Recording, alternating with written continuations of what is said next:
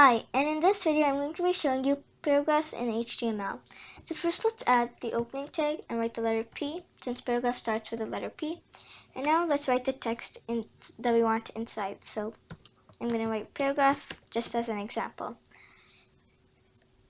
Now I'm going to add the closing tag. So when you're adding the closing tag, make sure to add a forward slash and then the letter P, because if you don't add the forward slash, then it's like you're starting a new paragraph again and there won't be a closing tag for it.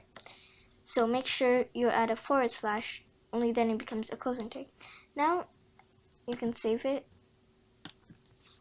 and then now let's reload it. So now it shows paragraph. It works. Now if you try doing this, not inside of these tags, and you save it and you reload this, they both pretty much look the same, or the same. So this top one is the one without the tags. This one is the one with the tags. So it looks pretty much the same.